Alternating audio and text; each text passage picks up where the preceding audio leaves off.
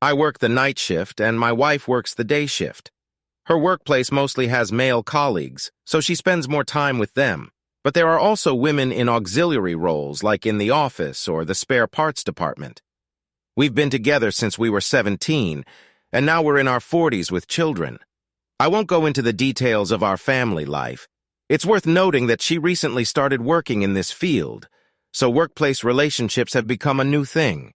She's been spending more time with her female colleagues after work, not just occasionally. She finishes work around 5 but comes home at 7 or 8. A couple of times, she even stayed overnight at their place after drinking, which surprises me because she's usually responsible and doesn't drink in public places. But for now, I'm not too worried.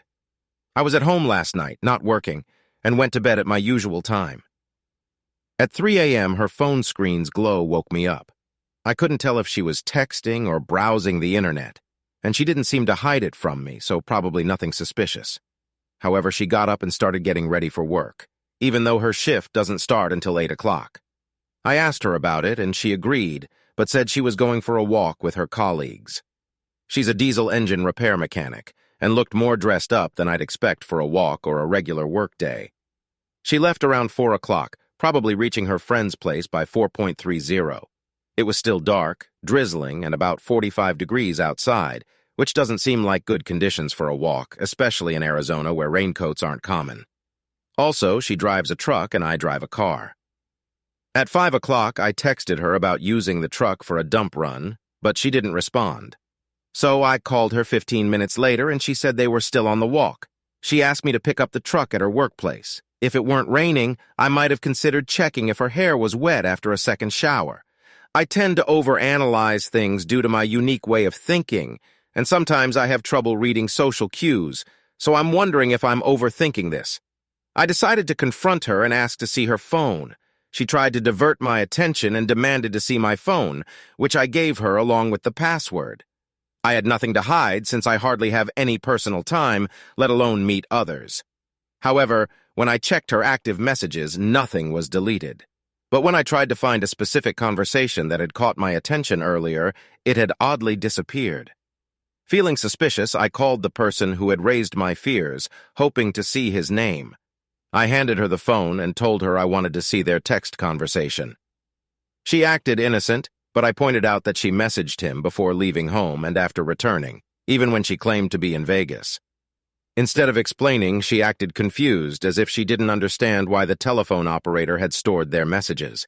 Disappointed, she went upstairs and refused to talk further. Feeling hurt and betrayed, I decided to pack up and leave. I informed her of my intentions and left after packing my things. Now let me share what I learned from the police investigator about the confrontation. Firstly, he emphasized that for minor offenses, the guilty party rarely fully admits.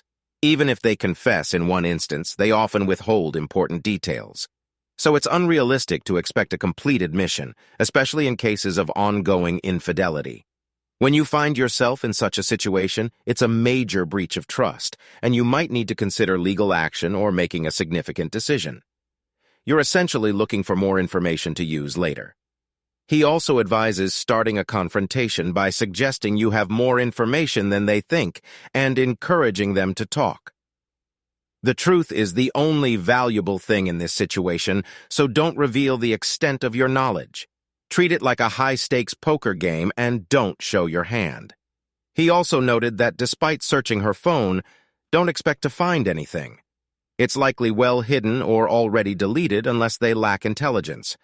Perpetrators tend to conceal evidence, anticipating a confrontation. Your job is to establish the absence of text messages and call logs. To provide evidence, it's crucial to obtain records of text messages and calls from your telecom operator and check for gaps in dates and times. Check of communication with a specific person suggests they were together. In these moments, make them believe you have the information while concealing its limitations. Obtaining direct evidence of their wrongdoing is often challenging. During a confrontation, demand access to their phone. They will likely resist and demand to see your phone, making similar accusations. Be prepared for them to stare at you. Your wife reacted the same way when I asked. She claimed not to know my password and insisted I reveal it. Remember that the guilty parties fear being discovered and are more concerned about what you might find on their phone than what they might find on yours. Pay attention to their willingness to disclose information relevant to you. In my case, my wife showed very little interest. She barely looked at the messages and didn't even check the photo gallery where questionable content is usually found. Instead, she was more focused on the phone in my hand as I casually scrolled through a list of harmless text conversations. She even said, "See, I don't know what you think I'm up to." To continue my investigation, I opened the phone app, entered the suspect's number, and tapped on the SMS icon. To my surprise, there were no messages. I went back to the contact and showed it to her, asking about the missing messages. She replied that they never communicated. I disagreed and informed her that in just the past month she had exchanged over 900 messages with him. I pressed her to reveal where those messages had gone. Initially, she pretended to be innocent, but deep down, she likely knew that the number I provided was accurate. Reluctantly, she admitted she had deleted them, but didn't disclose the whole truth. It turned out those messages were about her wanting a divorce, which she wasn't ready to tell me yet. I didn't give away too many details, like how far my suspicion had gone. Instead, I provided enough information to instill confidence and make it clear that I had full knowledge of the situation. Knowing the exact number of texts was important, as it served as solid evidence, reinforcing the message that I wasn't bluffing when I claimed to know something. This behavior is a typical sign of guilt. When someone is caught in a tough spot, they often try to dodge and use various tactics to avoid responsibility. To deflect blame, they often offer explanations about their whereabouts. However, it's crucial to closely scrutinize the information they provide. If their explanations are vague and seem forced, it's important to persistently seek more details. Many false explanations are created with little planning and can easily fall apart with further investigation. While they may provide some information about going to a bar with friends, it will likely lack specific details, such as a heated argument or who won a game of darts.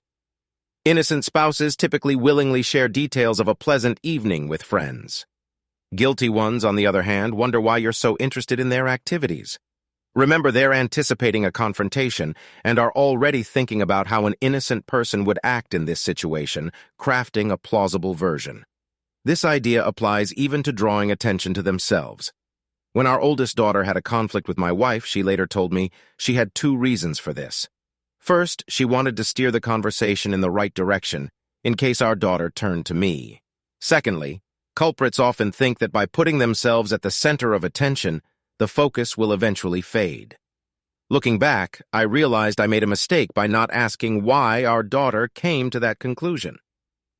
I should have asked her to clarify what she said that led to that conclusion. Looking back, I should have taken the initiative and called my daughter myself.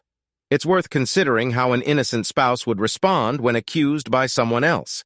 They would likely be happy to provide unsolicited, detailed explanations because they have a clear conscience. Now let's think about how an innocent person would behave. They might be annoyed by a request to see their phone since they still expect some privacy, but in the end, they would hand over the phone without much resistance. In all likelihood, they'd be genuinely puzzled at first. Honest individuals don't try to mislead or deceive others.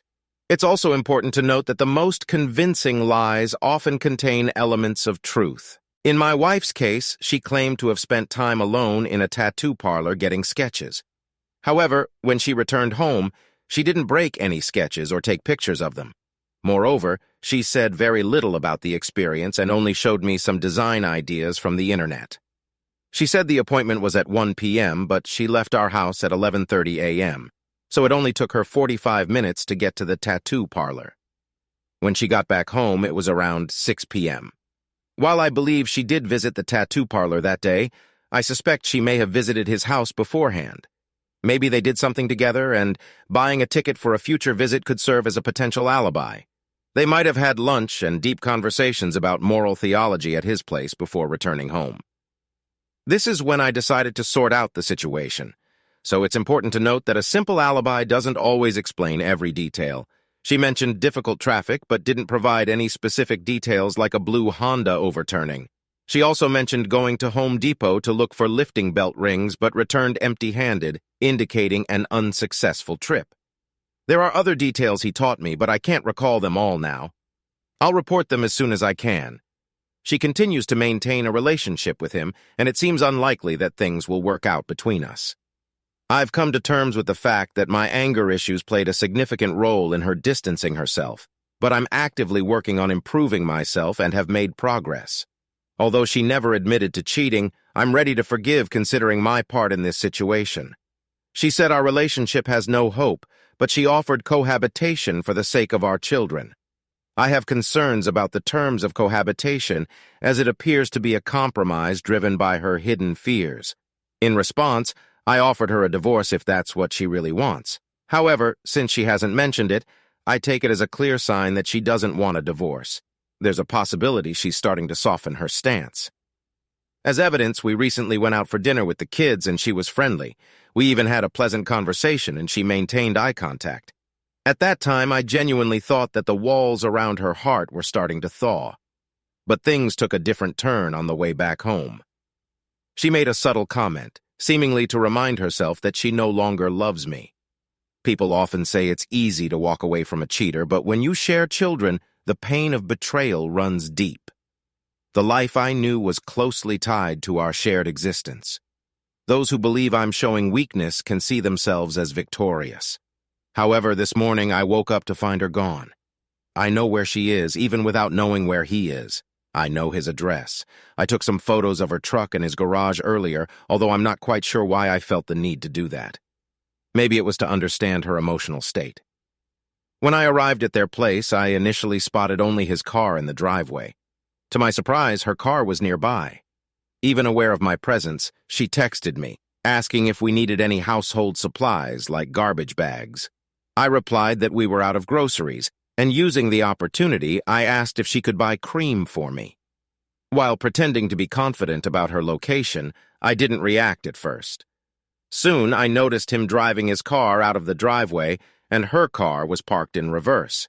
It was clear they left together. I walked up to the door, intending to ring the bell, but got no response.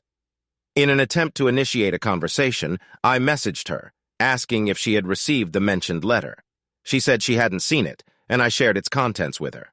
After that, she expressed willingness to discuss the matter. Later, when she texted me that she was at Costco, I immediately replied that I knew she wasn't there. About 45 minutes later, I received a message with a photo of a familiar Costco building. It was evident she had just arrived and was creating a story. Nothing not to give in to persuasion, I asked her to send a photo of her truck if she wanted me to believe her. She calmly replied that she honestly didn't care about convincing me.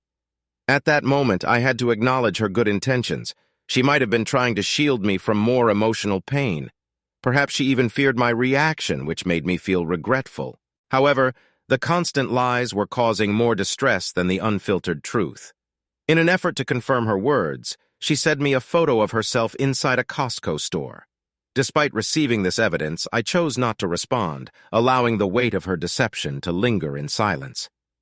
I'm in a state of deep internal turmoil, contemplating those moments when, in fits of anger, I contemplated leaving her and our children. Though I'm determined not to repeat such behavior, I admit that I'm now at a point where I'm ready to explore a new path to extricate myself from this situation. Yesterday, I had a consultation with an attorney, and we discussed the current situation. Following my therapist's advice, I made a deliberate choice not to rush into decisions while my emotions are still running high. Instead, I opted to wait and carefully consider the available options. Currently, my soon-to-be ex-wife and I continue to live together for the sake of our children. It's not an easy arrangement, as I often feel financially burdened, supporting the household while she's involved with another man. Adding to the complexity, she maintains a separate group chat with our kids, using it to share false information, like going out drinking with someone named Maria at 4 a.m. I realized she'd have to go to work soon, with just a few hours before her shift starts. Given that bars are typically closed at this time, it became evident that her recent claims of going out for drinks were mere fiction. I'm even more concerned about how these lies affect our youngest child, who, as it turns out, has autism. With a high level of functioning, he tends to look up information about the opening hours of various establishments, like bars or gyms. They're starting to catch her in a web of deceit. If she can continue deceiving me without consequences, the repercussions of her dishonesty now extend to our children. But after a few quiet nights, I've reached a point where her actions no longer keep me awake at night. I've already consulted with a lawyer who informed me that with shared custody, the alimony I'll have to pay amounts to only $1.42 a month. My wife doesn't want to sell our family home, and it's evident that she can't buy it from me or acquire it on her own. However, according to my lawyer, if I decide to sell the house, then it will indeed be sold. This realization puts me in a somewhat challenging position. I have considerably more savings than she does, which puts my property at risk of being divided equally. Nevertheless, there are some investments and shares in the company that haven't fully matured yet. The lawyer assures me that these assets can be protected because there's still some ambiguity surrounding them. Furthermore, the lawyer suggested I could safeguard all my assets by using the house as leverage in negotiations. If I decide to contribute only half of the house payments until our children reach adulthood in 5 years, I can negotiate an equal share of future assets. By using this as a trump card, I can preserve my savings. So the situation has effectively turned into a real estate transaction. On a personal level, I have to admit that I succumbed to the stress of sleep deprivation and overwhelming grief, which led me to attempt reconciliation with an unfaithful wife. I began begging her desperately as a person lacking self-respect. About 2 weeks ago, I reached a breaking point and had to leave work early because I couldn't concentrate properly. At that moment, I hoped her car would still be parked outside the house, and that maybe a spark of affection for me would rekindle in her heart. Looking back, I now understand how crucial it is in such circumstances never to let myself appear as a fool. I tried to initiate a conversation with her, but my efforts were futile, and I couldn't help but feel pitiful. It seemed my pleas went unanswered. Sunday came and went, and I had no particular place to be. I informed her that I wouldn't be home until the workday started, giving her the opportunity to be with the kids while I was away. After buying pizza for the kids, she left again. Feeling lost and unsure of what to do, I sat in the car, browsing various internet forums and getting distracted by other things. For reasons I can't entirely explain, I ended up downloading Tinder and setting up a profile. My initial intention wasn't to seek a chance encounter, so I mindlessly swiped left on all the profiles that caught my eye. However, I did strike up a conversation with one girl, though it didn't really pique my interest. The next morning after work, I stumbled upon another profile and, despite my uncertainty, I impulsively swiped right. To my surprise, we hit it off right away, and she greeted me with a message, "Hello, handsome." It was incredibly heartening to receive such kind words at a time when I really needed them. We started chatting and things flowed smoothly. We even had a couple of drinks together. Surprisingly, Tuesday night turned into a date. Considering the possibility that this relationship could develop into something more, I felt the need to honestly share my current situation. Getting any potential relationship on honesty is important to me. Interestingly, she had also experienced infidelity and had been divorced for some time, but expressed a desire to start dating again. When the evening came to a close, I walked her to her car and we shared a kiss. It's important to note that my wife has already initiated the divorce process, so legally we're no longer bound. To be honest, the thought of this woman and the possibility of finding hope again brought me reassurance, finally allowing me to sleep peacefully. Perhaps in His infinite mercy, God decided to send someone to show that I am deserving of appreciation. This experience rekindled my hope for the future, and even if this connection doesn't turn into something deeper, I'm grateful for the momentary happiness she brought me.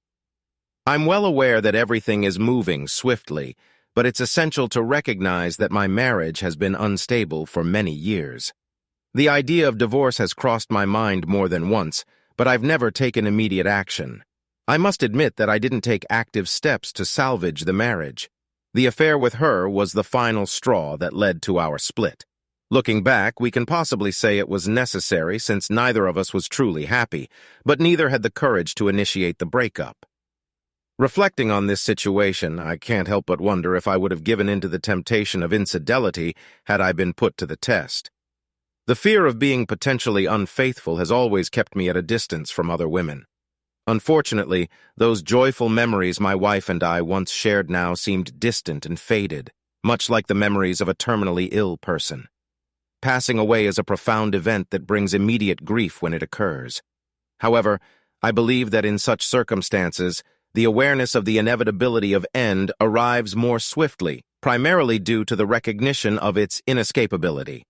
Today, I took a significant step. I made an advance payment, officially commencing the divorce process. As a result, our cohabitation will likely end soon. My son and I decided to become neighbors and find a new place to live together. Currently, he doesn't communicate with his mother. Due to her infidelity, I plan to sell the house and claim my rightful share of the assets. Even though she's against it, her problem is that she can't afford the mortgage payments and won't receive enough funds from the divorce settlement to buy me out. The costs associated with initiating divorce proceedings came to $2,500. Despite the initial pain, the payoff is worth it. Day trading isn't just a hobby for me, it's a skill I excel in. With increasing profits, I anticipate taking part in larger deals.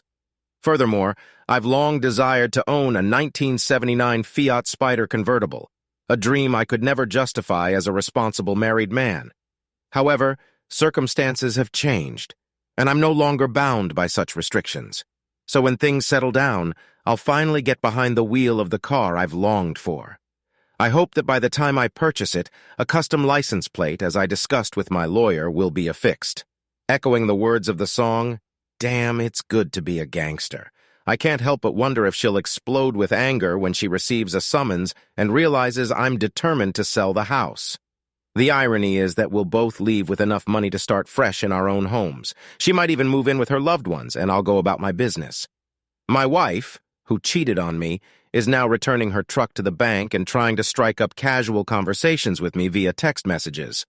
However, I've managed to maintain a neutral and unresponsive attitude toward her, often choosing to ignore her messages. She recently messaged me about evaporative coolers at Home Depot. It reminded me of our unsuccessful attempt to buy one during a winter sale. She also inquired about when I'd return home, mentioned that we'd be living in separate rooms, and even wished me a good time at the water park tomorrow. It was a trip I'd planned to take with the kids. By the way, fellow dads, water parks seem to be a gathering spot for single moms after a divorce. Today, my ex-wife sent me an SMS saying that she'll be renting her truck, for which she'll need to pay $730 a month. Consequently, our eldest child will no longer have access to a dependable car with a mileage of 220,000 miles. I must admit that the fact that she's facing the consequences of her actions brings some satisfaction. Furthermore, I had a lengthy conversation with my sister, who shared information about the man my wife is currently involved with. I discovered that the man my wife is dating has 4 previous failed marriages. According to my sister, he has a pattern of forming attachments to women, depleting their finances, and then disappearing from their lives. Though it seems unlikely, my sister passed this information along to me. In response, I told her that if this is indeed the case, I hope he defeats my wife quickly so we can complete our divorce process. I also mentioned that I hope their relationship continues until I finish the necessary legal paperwork and extricate myself from this situation. On a related note, I recently had a conversation with my wife about this topic. She informed me of her plans to return the truck as part of her intention to refinance the house. Due to financial difficulties, she can't manage to make a cash payment to settle the truck and handle the new loan amount simultaneously. Interestingly, this aligns with my own plan, which involved moving out of our shared house. She was aware that I was searching for a new residence and had no intention of staying in a house where she was freely engaging in an extramarital affair. I informed her that I intended to transfer ownership of the house to her, but I demanded a buyout. I have various liquid assets that she has to relinquish in order to obtain my share. Despite the substantial sum, it still falls short of my required amount. The potential cost of a swift departure still seems minor. I aim to settle this matter while she remains cooperative. Experience has shown that with time and increasing physical separation, people tend to undervalue the importance of an equitable division. Even though she expressed dissatisfaction about not receiving a portion of the liquid assets, I assured her that she would have full ownership of the house and could do with it as she saw fit, whether that meant keeping it until our children grow up or inviting her boyfriend to live there. The decision is hers to make. Nevertheless, I remain cautious and watchful. Tomorrow marks an important moment for me. I'm purchasing a new home and getting the necessary legal documents drawn up by my lawyer. Those who have been known my Life Route team know that my ex-wife, with whom I've spent 19 years, decided to have an affair, which I discovered back in March. Initially, I attempted a futile and desperate choose-me dance to salvage the relationship. But after consulting with a psychologist, I realized that my life would ultimately improve without her presence. As a result, I found a rented house conveniently located within walking distance of our current home, allowing our children the freedom to come and go as they please. To simplify my schedule and ensure easy pickup and drop-off of the children from school, I decided to switch work shifts. The move is set to happen tomorrow, as I've already received the keys to our new home. In addition, I've arranged for the utilities to be connected. Fortunately, I'm financially stable and can afford this new venture. I should mention that I have an appointment with a lawyer to process the divorce documents. My future ex-wife and I reached an agreement via email, and the lawyer will use this agreement as a template for the legal documents. If all goes well, we'll be able to sign everything during the meeting and then patiently wait for the required waiting period. If things progress smoothly, I expect to receive a divorce decree sometime in late June or early July. It may not be as much as I'd like, but I believe my mental well-being is worth it. During my job, I still have a few restricted shares, the rights to which will vest in the future. Fortunately, our agreement states that my future ex-wife waives any claim to these shares if I choose to stay in my current position. These shares can be quite valuable. Given the ongoing support I receive from the company, including 30 days of leave and short-term disability benefits, I see no reason to leave. All this experience has solidified my loyalty to the employer.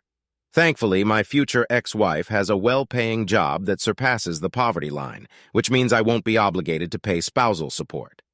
Additionally, with equal custody rights and my coverage of the children's medical, dental, and vision insurance costs, my alimony obligations amount to only $1.42 per month for less than 60 months.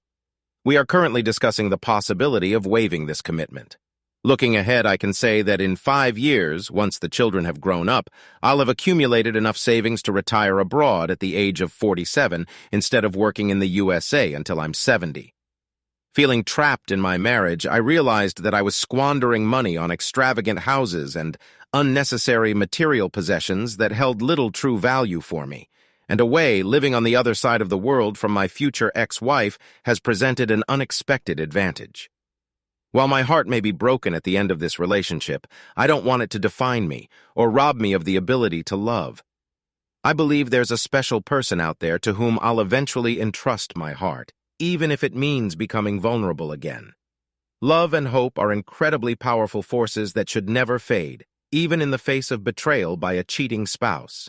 And such times, I find comfort in a quote I'd like to share with you. However, we do not look back for a long time.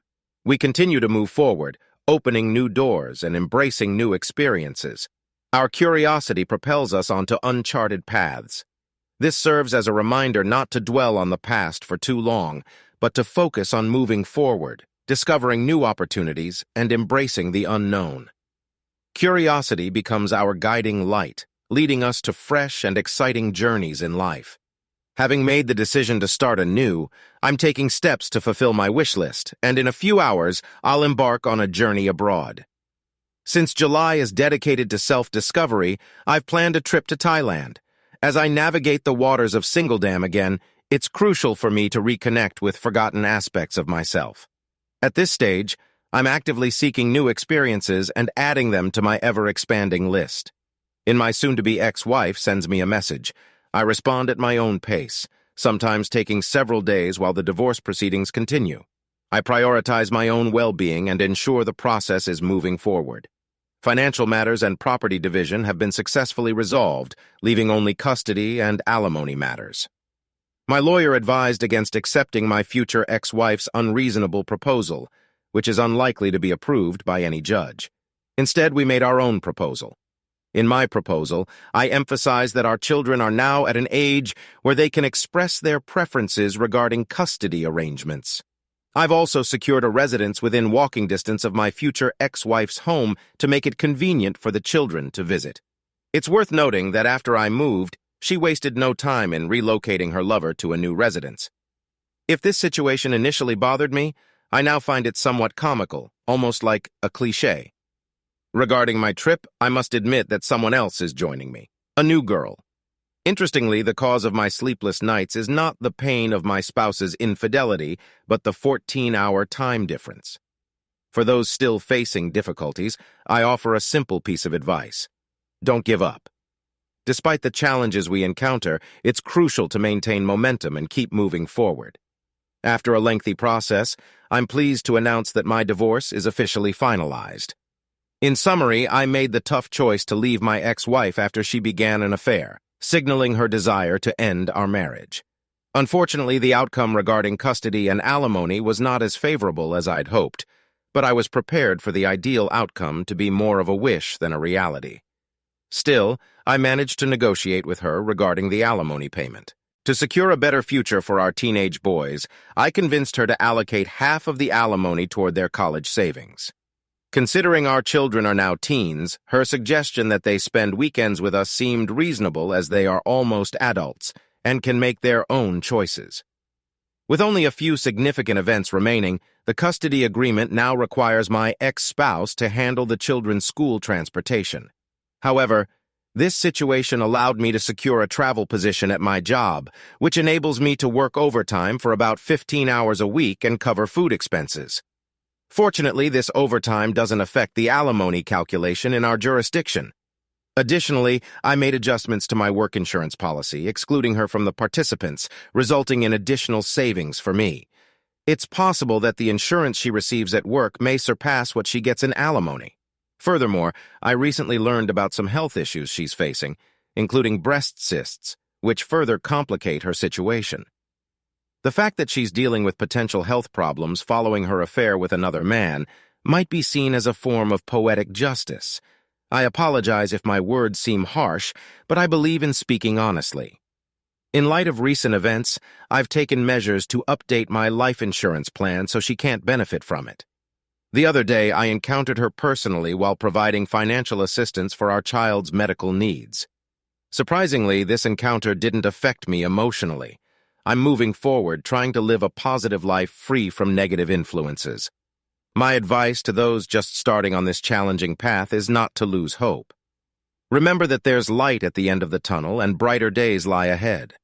I must admit that in the initial stages, I acted disrespectfully, begging her to return and displaying a lack of confidence and composure. It even led to me taking temporary leave from work and facing other problems. However, I can confidently say that it's possible to survive. It may not be easy, but it's achievable. It seems like karma's wheels are beginning to turn. I've always believed that justice prevails and people tend to face the consequences of their actions. I recently learned that my ex-wife was terminated from her job, which, ironically, was at the same place where she first met her lover. This seems fitting, given her history of damaging previous marriages and engaging in inappropriate relationships with colleagues. Considering her past actions, it's possible the circumstances were viewed differently. Yes, it's true. She had 2 affairs and it turns out her partner was also married. Later, I found out she was diagnosed with breast cancer and is now undergoing treatment. Having lost her job, she's barely making ends meet. It also came to light that her older lover persuaded her to sell the house and disappeared with the money. While the children say she's in an emotional breakdown, I can't find sympathy for her. She chose this path for herself. While she slowly faces the consequences, I'm building a new relationship with a woman who values and loves me.